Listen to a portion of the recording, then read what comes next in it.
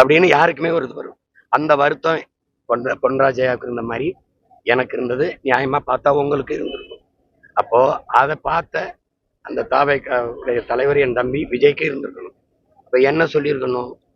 ஒரு அறிக்கை போட்டு இந்த மாதிரி பேசுறத நீங்க எல்லாம் குறைச்சிக்கணும், என் அன்பு தங்கைகள் அல்லது உடன் பிறந்தார்கள் அப்படின்னு ஒன்று கொடுத்துருக்கணும். அதை அவர் கண்டிக்கல, அதை செய்யல. தொடர்ச்சியா அவங்க பேசுறதெல்லாம் விட்டுட்டாங்க. இன்னொன்னு, இந்த இடத்துல பெண்ணை இழிவா பெண்களை இப்படி குறிப்பிட்டாரு ஐயா பொன்ராஜுங்கிறது உங்க இது. இப்படி பேசுறது ஒரு விபச்சாரி போல பேசுறாங்களே அப்படிங்கும்போது தன்னுடைய வருத்தத்தை பதிவு பண்றாரு. இப்ப நான் என்ன சொல்றேன், இவர் கட்சியில இருக்கிறவங்க, என்னுடைய விஷயம், கட்சியில இருக்கிறவங்க என்னைய, என் குடும்பத்தை, தம்பி சிவகார்த்திகேயன் குடும்பத்தை, அருமை சகோதரர் அஜித்தோட குடும்பத்தை நல்லா பாருங்க, அஜித்தோட குடும்பத்தை இங்க பாருங்க. இதை என் தங்கச்சிய எப்படி எப்படி போட்டிருக்காரு பாருங்க. விஜய் படத்தை போட்டு ஒருத்தர் இது மாதிரி ஒரு புத்தகம் போடலாம். உங்களுக்கு புரியுதுன்னு நினைக்கிறேன்.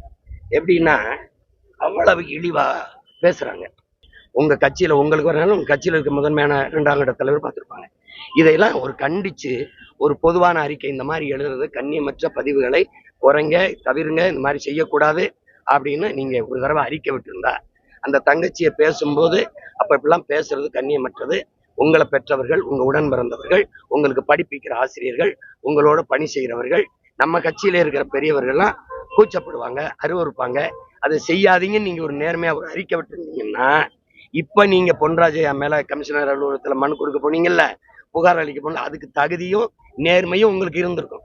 நீங்க எங்க குடும்பங்களை பேசும்போது, என் மனைவிய, என் தம்பி சிவகார்த்தியின் குடும்பத்துல அவன் மகளை, ஐயா அன்பு சகோதரர் அஜித் அவர்கள் குடும்பத்தை, பிள்ளைகளை, இதையெல்லாம் பேசும்போது நீங்க எங்க இருந்தீங்க?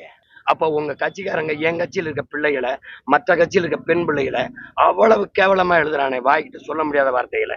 நீ எல்லாத்தையும் சேர்த்து நான் எடுத்துக்கிட்டு, மொத்தமா இவ்வளவு இருக்கும் எடுத்துக்கிட்டு, நான் இதே கமிஷனர் அலுவலகத்துல உங்க மேல புகார் கொடுத்தா எப்படி இருக்கும்? நீங்க என்ன பண்றீங்க? இந்த பெண்கள்லாம் உங்களை இப்ப இந்த அண்மையில் நடக்கிறதுக்காக கொஞ்சம் வெறுக்கிறாங்கன்றவொடனே இந்த பெண்ணுக்காக நான் வருவேன்னு காட்ட நினைக்கிறீங்க.